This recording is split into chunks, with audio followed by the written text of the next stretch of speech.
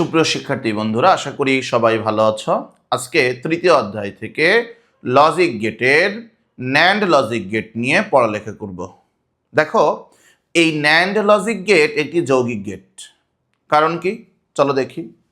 এই ন্যান্ড শব্দটিকে আমরা যদি একটু বিশ্লেষণ করি তাহলে দেখতে পাবো যে এখানে এই এন থেকে আমরা বলতে পারি নট লজিক গেট বা নট, আর এখানে যে এন্ড অ্যান্ড আছে এই অ্যান্ড থেকে আমরা অ্যান্ড বলতে পারি। তাহলে বাবারা দেখো যে এই ন্যান্ড লজিক গেটের মধ্যে মূলত দুটি গেট আছে, অর্থাৎ আমরা এখানে লিখতে পারি যে N A N D NAND সমান অ্যান্ড প্লাস নট, অর্থাৎ অ্যান্ড আর নট এই দুটি একসাথে মিলিত হয়ে একটি ন্যান্ড গেট গঠন করে। যেহেতু ন্যান্ড গেটের মধ্যে একটি অ্যান্ড গেট আছে এবং একটি নট গেট আছে, একাধিক মৌলিক গেট আছে, এ কারণে ন্যান্ড একটি যৌগিক গেট। তাহলে এই ন্যান্ড লজিক গেটের লজিক চিত্র দেখতে কেমন দেখো। প্রথমে আমরা একটি অ্যান্ড গেট অঙ্কন করব। তোমরা সবাই জানো এটা হচ্ছে অ্যান্ড গেট, এটা হচ্ছে আমাদের 1 নাম্বার গেট। অ্যান্ড গেট যেখানে একটি ইনপুট এ হলে আরেকটি ইনপুট বি হলে এটার আউটপুট বা ফলাফল হয় এ অ্যান্ড বি। এটা হচ্ছে 1 নাম্বার গেটে পড়িয়েছিলাম, ক্লাস নাম্বার 1-এ পড়িয়েছিলাম, অ্যান্ড লজিক গেটে পড়িয়েছিলাম যে ইনপুট এ হলে ইনপুট বি হলে আউটপুট এ অ্যান্ড বি হয়। এবার এখানে যদি আমি একটি নট গেট কানেক্ট করি, সবাই দেখো এই নট গেটের ইনপুট আসলে কে? এই নট গেটের ইনপুট হচ্ছে এ অ্যান্ড বি। আমি যদি এরকম থাকতো যে নটের ইনপুট এখানে পি, কাজে এই নটের আউটপুট কি হতো? পি নট হতো। বাট এই নটের ইনপুট কে?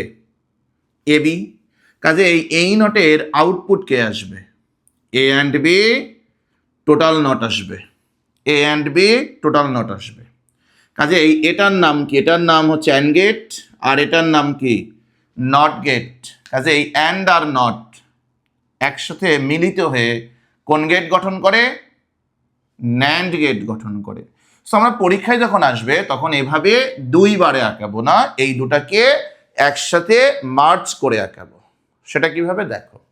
এটা আঁকানোর জন্য প্রথমে তুমি হচ্ছে অ্যান্ডের সিম্বলটা নিবে। তোমরা সবাই জানো এটা হচ্ছে অ্যান্ডের সিম্বল।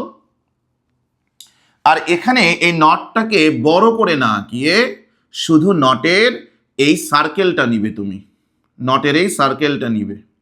তো কাজেই এখানে সার্কেলটা দিবে, কাজেই দেখো এটা মানে অ্যান্ড আর এই সার্কেল মানে নট, একসাথে কি হবে? ন্যান্ড হবে। সো আমি যদি এখানে ইনপুট হিসেবে এ দেই, ইনপুট হিসেবে বি দেই, তার ফলাফল আসবে এ অ্যান্ড বি টোটাল নট। সেটাকে তুমি কি পড়তে পারো? এ অ্যান্ড বি টোটাল নট পড়তে পারো, অথবা তুমি এটাকে এ ন্যান্ড বি এভাবেও পড়তে পারো। এ ন্যান্ড বি, অর্থাৎ এখানে এর সাথে বি কোন অবস্থায় আছে? ন্যান্ড অবস্থায় আছে। এর সাথে বি কোন অবস্থায় আছে? ন্যান্ড অবস্থায় আছে। কাজে আমরা বলতে পারি এ ন্যান্ড বি। এবার চলো যাই আমরা একটু সত্যক সারণী দেখি। কার সত্যক সারণী? এই ন্যান্ড লজিক গেটের সত্যক সারণী। কাজে এই ইনপুট যদি দুটি হয়, আমরা এখানে লিখতে পারি ইনপুট যদি দুটি হয়, ইনপুটের কম্বিনেশন কয় ধরনের হবে? দেখো আমরা এখানে বলি যে আমাদের একটি ইনপুট হলো এ, আরেকটি ইনপুট বি, আর এটার আউটপুট হবে A and B total not. Input দুটি, ইনপুটের কম্বিনেশন হবে 4 ধরনের। কি কি 4 ধরনের? দেখো বি এর নিচে একবার 0, একবার 1, একটি 0, একটি 1।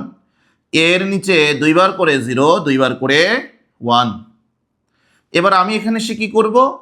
এই ভ্যালুগুলোকে বা ইনপুটগুলোকে, মানগুলোকে প্রথমে অ্যান্ড করব, তারপরে সেটাকে নট করব। তাহলে কার মান পাওয়া যাবে?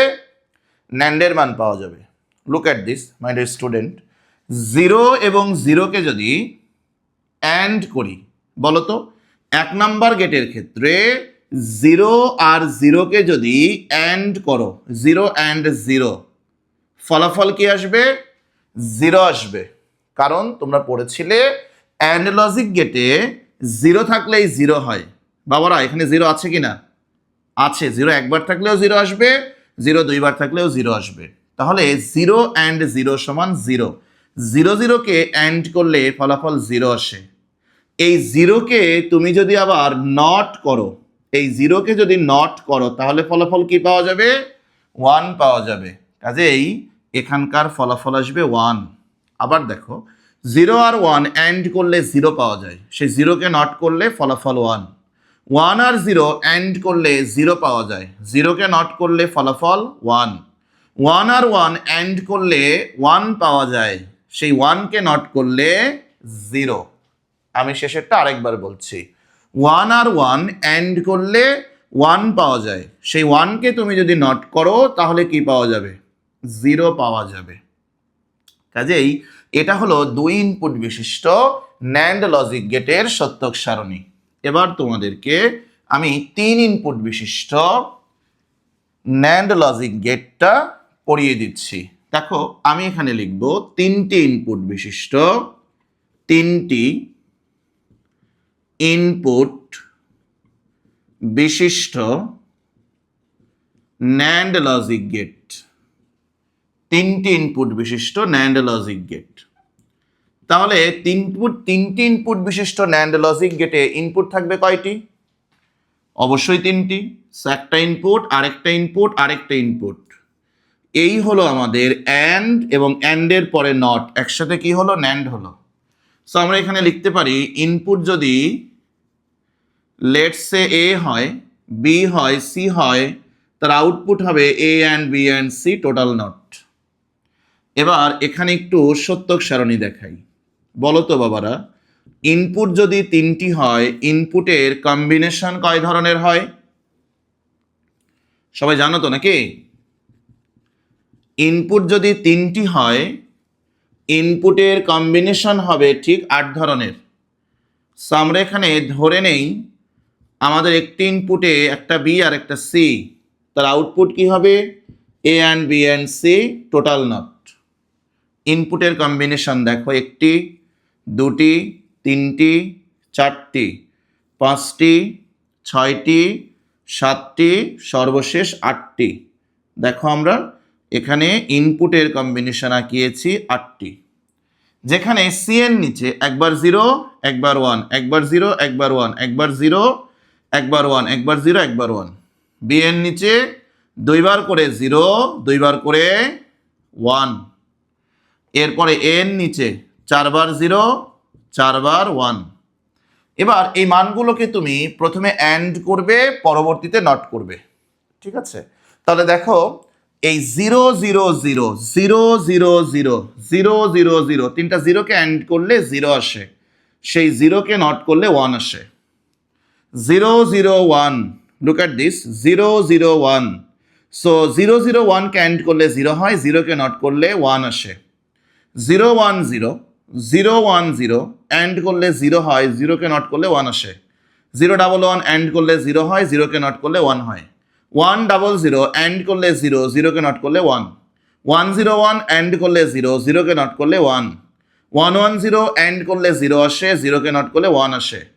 তিনটা ওয়ানকে 1 1 1কে অ্যান্ড করলে ফলাফল ওয়ান আসে, আর সেই ওয়ানকে নট করলে ফলাফল জিরো আসে। বুঝতে পারছি? তার মানে মানগুলোকে প্রথমে তুমি অ্যান্ড করবে, পরবর্তীতে সেই অ্যান্ড করা মানকে নট করবে, তাহলেই কাকে পাওয়া যাবে? ন্যান্ড পাওয়া যাবে। এবার আমরা একটু এই সত্যক সারণীটি এবং এই সত্যক সারণীটি পর্যবেক্ষণ করি। দেখো, আমরা এখান থেকে বলতে পারি যে ইনপুটে যদি কমপক্ষে একটি ইনপুটের মান 0 থাকে, তবেই তার ফলাফলে কি আসে? ওয়ান আসে। এখানে দেখো, যে কোনো একটি ইনপুটের মান যদি 0 আসে, যে কোনো একটি ইনপুটের মান, ইনপুট 0-র বেশি থাকতে পারে, 0 2বার থাকতে পারে, 3বার থাকতে পারে, কমপক্ষে একটি ইনপুটের মান যদি 0 আসে, তবেই তার ফলাফলে কি পাওয়া যায়? ওয়ান পাওয়া যায়। আর সবগুলো ইনপুটের মান 1 থাকলে তার ফলাফলে কি পাওয়া যায়? 0 পাওয়া যায়। মনে রাখতে হবে যে সকল ইনপুটের মান যদি 1 হয়, ফলাফলে 0, আর যে কোনো একটি ইনপুটের মান যদি 0 আসে, ফলাফলে 1। মানে 0 থাকলেই ন্যান্ড লজিক গেটের ফলাফলে কি আসবে? 1 আসবে। আর যেখানে সকল ইনপুটের মান 1, তার ফলাফলে কি আসবে? জিরো আসবে। বাবার একটা জিনিস খেয়াল করে দেখো যে এখানে আমি যে সকল আউটপুট পেয়েছি এই আউটপুট কিন্তু অ্যান্ডের বিপরীত। তাহলে আমরা বলতে পারি যে অ্যান্ড গেট এবং ন্যান্ড গেট একটি আরেকটির বিপরীত ধরনের গেট। অর্থাৎ পরীক্ষায় যদি প্রশ্ন আসে অ্যান্ডের বিপরীত গেটকে, তখন উত্তর করবে ন্যান্ড। আবার যদি বলে ন্যান্ডের বিপরীতকে, ন্যান্ডের বিপরীত অ্যান্ড, অর্থাৎ অ্যান্ড এবং ন্যান্ড একটি আরেকটির বিপরীত ধর্মী গেট। তাহলে বাবারা এখান থেকে আমাদের আসলে কি জানা লাগবে? এখান থেকে জানতে হবে যে ন্যান্ড লজিক গেটের লজিক চিত্র কেমন। এটা হচ্ছে ন্যান্ড লজিক গেটের লজিক চিত্র। আমরা এভাবে আঁকাবো না, এভাবে আঁকাবো। এটা হচ্ছে ন্যান্ড লজিক গেটের লজিক চিত্র। আর আমাদের এই ন্যান্ড লজিক গেটে কোন ধরনের ইনপুট থাকলে আউটপুট কোন ধরনের থাকে? দেখো যে কোনো একটি ইনপুটের মান যদি 0 আসে ফলাফলে 1 পাওয়া যাবে, সকল ইনপুটের মান 1 থাকলে ফলাফলে 0 পাওয়া যাবে। অর্থাৎ এটা এই ন্যান্ড গেট হচ্ছে অ্যান্ড লজিক গেটের বিপরীত ধর্মী গেট, বিপরীত ধরনের গেট। বুঝতে পেরেছি? আজকে এ পর্যন্তই। আবারও পরবর্তীতে অন্য কোনো গেট নিয়ে আবারও দেখা হবে। সে পর্যন্ত সবাই সুস্থ থেকো, ভালো থেকো। আল্লাহ হাফেজ।